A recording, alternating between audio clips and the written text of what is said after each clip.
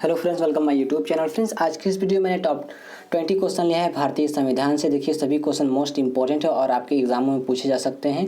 तो friends, video को शुरू से लेकर लास्ट तक देखते रहिएगा। फ्रेंड्स, मैं हमेशा इस चैनल पे जीके, जीएस, जनरल अवेयरनेस और मंथली करंट अफेयर की वीडियोज़ भी अपलोड करता रहता हूँ। उसके लिए चैनल को जरूर से सब्सक्राइब कर लीजिएगा ताकि जब भी हम कोई अगली वीडियो अपलोड करें उसका अपडेट सबसे पहले आपको मिले। और देखिए, वीडियो क्लास में एक क्वेश्चन भी मैं आपसे पूछूंगा, उसका आंसर आपको हमें कमेंट में देना होगा, तो बने रहिएगा हमारे साथ।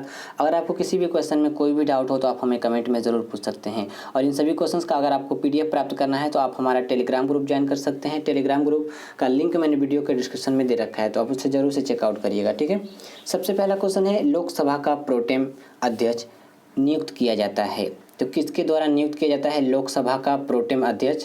देखिए, राष्ट्रपति के द्वारा, भारत के राष्ट्रपति के द्वारा प्रोटेम स्पीकर यानी कि प्रोटेम अध्यक्ष चुना जाता है। ऑप्शन नंबर बी यहाँ पे करेक्ट आंसर हो जाएगा।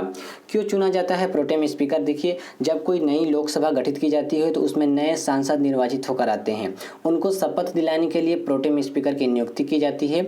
और देखिए, लोकसभा में जो सबसे अधिक समय गुजारने वाला वरिष्ठ सदस्य होता है उसे ही प्रोटेम स्पीकर चुना जाता है। तो ये इंपॉर्टेंट है, आपको याद रखना है। ठीक है, लोकसभा का प्रोटेम अध्यक्ष नियुक्त किया जाता है किसके द्वारा? भारत के राष्ट्रपति के द्वारा। ठीक है, नेक्स्ट क्वेश्चन है, भारत के संविधान के अनुच्छेद यानी कि आर्टिकल 70 के अंतर्गत राष्ट्रपति एवं उपराष्ट्रपति की अनुपस्थिति में कौन राष्ट्रपति होगा?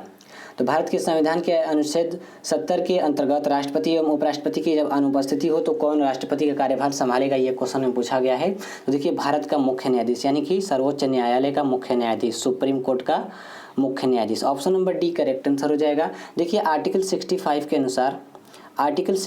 के अनुसार राष्ट्रपति की अनुपस्थिति में कार्यभार उपराष्ट्रपति संभालता है, लेकिन आर्टिकल 70 के अनुसार जब दोनों की अनुपस्थिति यानी कि राष्ट्रपति एवं उपराष्ट्रपति दोनों की अनुपस्थिति होती है तो भारत का सर्वोच्च न्यायालय का मुख्य न्यायाधीश यानी सुप्रीम कोर्ट का न्यायाधीश राष्ट्रपति का कार्यभार संभालता है। तो ये इंपॉर्टेंट है, आपको याद रखना है। ठीक है, नेक्स्ट क्वेश्चन है, निम्नलिखित राज्यों में से किस राज्य की विधानमंडल द्विसदनीय है? इंपॉर्टेंट है, निम्नलिखित राज्यों में से किस राज्य की विधानमंडल द्विसदनीय है? ऑप्शन है तमिलनाडु, पश्चिम बंगाल, त्रिपुरा और Bihar.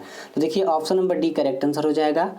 Option number D correct answer हो जाएगा। बिहार का जो कि विधानमंडल द्विसदनीय है, इंपॉर्टेंट क्वेश्चन है, याद रखना है। देखिए, वर्तमान समय में भारत के कुल 6 राज्य हैं जिनकी विधानमंडल द्विसदनीय है। इंपॉर्टेंट है, आपको याद रखना है। ठीक है, भारत में एकल नागरिकता का प्रावधान किस देश से लिया गया है? तो भारत में एकल नागरिकता का प्रावधान किस देश से लिया गया है? ब्रिटेन से लिया गया है। ठीक है, option number B correct answer हो जाएगा। देखिए, इसके अलावा ब्रिटेन से क्या क्या लिया गया है यहाँ पे मैं लिखा हुआ हूँ। यहाँ पे देखिए, संसदात्मक शासन प्रणाली, एकल नागरिकता यहाँ पे मैंने आपको बताया, एवं विधि निर्माण प्रक्रिया, विधि का शासन, मंत्रिमंडल प्रणाली, परमाधिकार लेख और संसदीय विशेषाधिकार, ये सभी ब्रिटेन से लिया गया है। तो ये इंपॉर्टेंट है, आपको याद रखना है। ठीक है, नेक्स्ट क्वेश्चन है, भारत के सर्वोच्च न्यायालय की आधिकारिक भाषा क्या है? मोस्ट इंपॉर्टेंट क्वेश्चन है। तो भारत के सर्वोच्च न्यायालय की आधिकारिक भाषा क्या है? अंग्रेजी। Option number B correct answer हो जाएगा।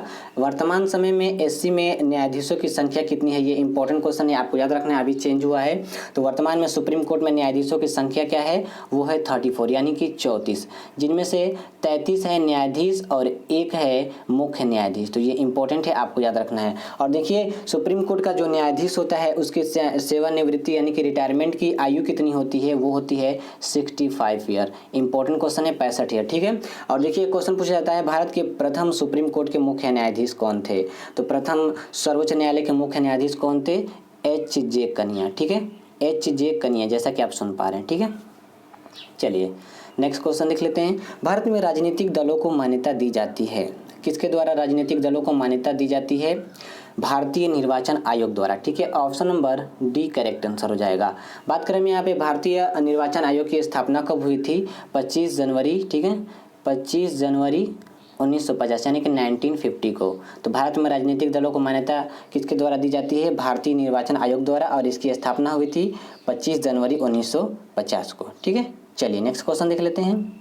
क्वेश्चन है, भारत का निर्वाचन आयोग है, ऑप्शन दिया हुआ है प्रशासनिक संस्था, अधिनियमित संस्था, तीसरा ऑप्शन है संवैधानिक निकाय और चौथा है विधिक संस्था। देखिए, जो भारत का निर्वाचन आयोग है वो है संवैधानिक निकाय। ऑप्शन नंबर बी यहाँ पे करेक्ट आंसर हो जाए। ठीक है, इंपॉर्टेंट है, याद रखिएगा। ठीक है, चलिए नेक्स्ट क्वेश्चन देख लेते हैं। भारत में सूचना का अधिकार किस वर्ष में पारित किया गया?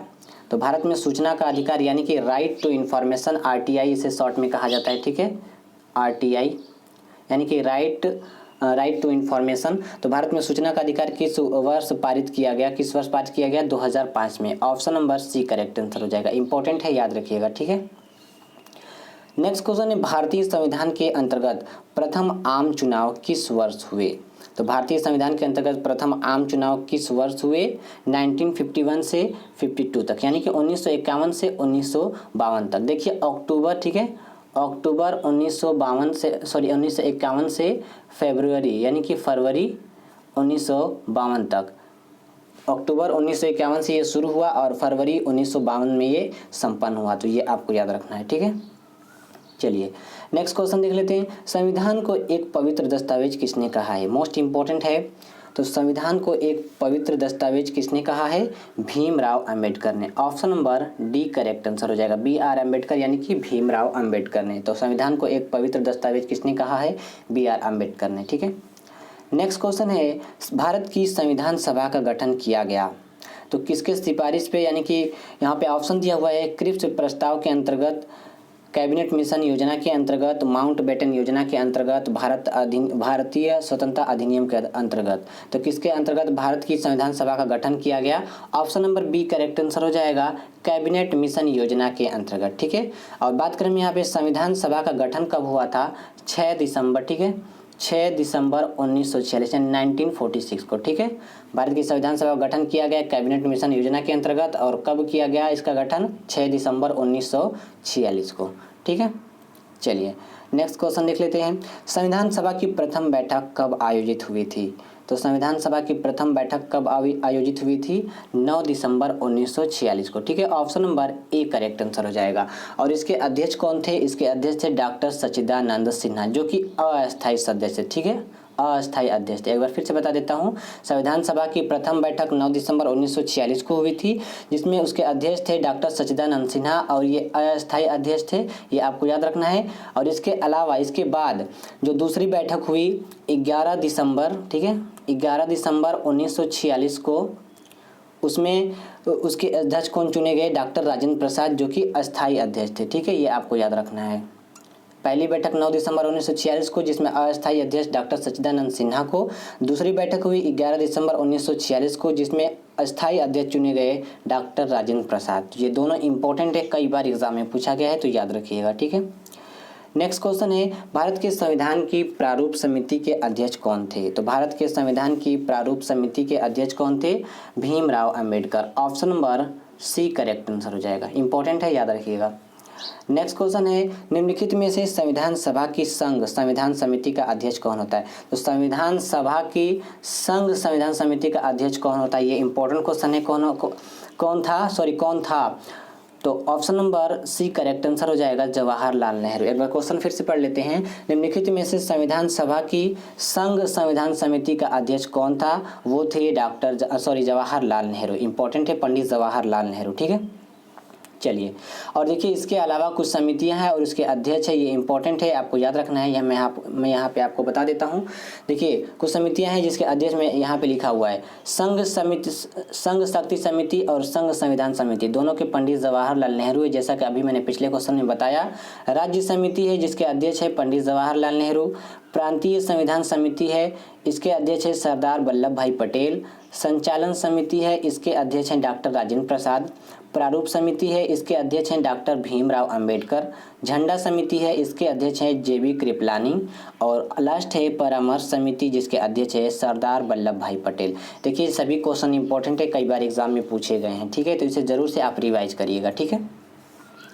नेक्स्ट क्वेश्चन है, संविधान सभा द्वारा भारतीय संविधान को स्वीकृत किया गया था।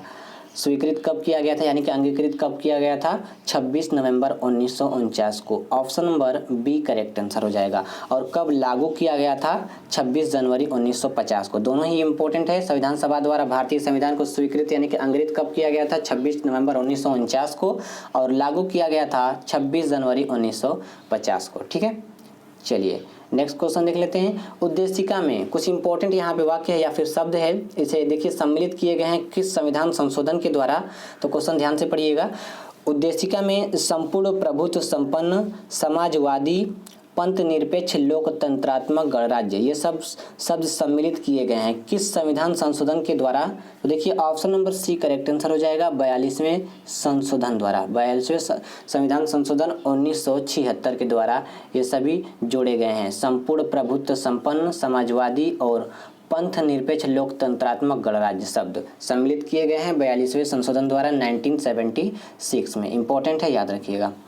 नेक्स्ट क्वेश्चन है, भारत को एक संविधान देने का प्रस्ताव संविधान सभा द्वारा पारित किया गया था। तो कब पारित किया गया था भारत को एक संविधान देने का प्रस्ताव? तो कब पारित किया गया था? 22 जनवरी 1947 को। ठीक है, option number B correct answer हो जाएगा। इंपॉर्टेंट है, याद रखिएगा। नेक्स्ट क्वेश्चन है, किसने कहा था संविधान सभा कांग्रेस थी और कांग्रेस भारत था? इंपॉर्टेंट है। तो किसने कहा था संविधान सभा कांग्रेस थी और कांग्रेस भारत था? किसने कहा था? ऑस्टिन ने। ठीक है, option number A correct answer हो जाएगा। ठीक है, चलिए नेक्स्ट क्वेश्चन देख लेते हैं। भारत में स्वतंत्रता के पश्चात प्रथम मंत्रिमंडल का कानून मंत्री कौन था? तो भारत में स्वतंत्रता के पश्चात प्रथम मंत्रिमंडल का कानून मंत्री कौन था?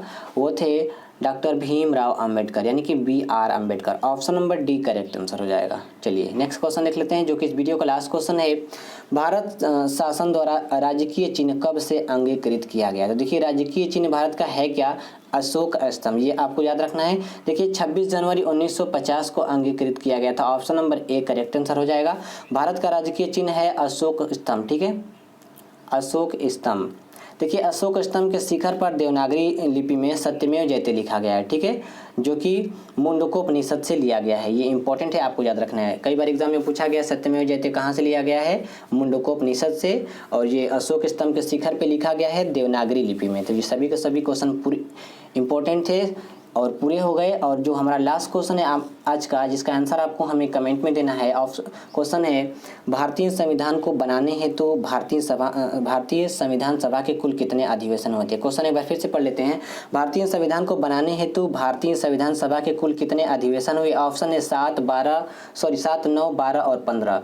तो इसका आंसर आप हमें कमेंट में ज़रूर दीजिएगा। फ्रेंड्स, अगर आपको क्वेश्चन हेल्पफुल लगा हो, क्वेश्चन से आपने कुछ सीखा हो, तो वीडियो को ज़रूर से लाइक करिएगा, अपने दोस्तों में ज़्यादा से ज़्यादा शेयर करिएगा और चैनल को सब्सक्राइब कर लीजिएगा। सब्सक्राइब के बगल में जो बेल आइकन का निशान यानी घंटे का, उसे भी क्लिक करके ऑल पर इनेबल कर लीजिए, ताकि जब भी हम कोई अगली वीडियो अपलोड करें उसका नोटिफिकेशन सबसे पहले आपको मिले। और इन सभी क्वेश्चंस का अगर आपको PDF प्राप्त करना है तो आप हमारा टेलीग्राम ग्रुप ज्वाइन कर सकते हैं। टेलीग्राम ग्रुप का लिंक मैंने वीडियो का डिस्क्रिप्शन बॉक्स में दे रखा है, आप उसे जरूर से चेकआउट करिएगा।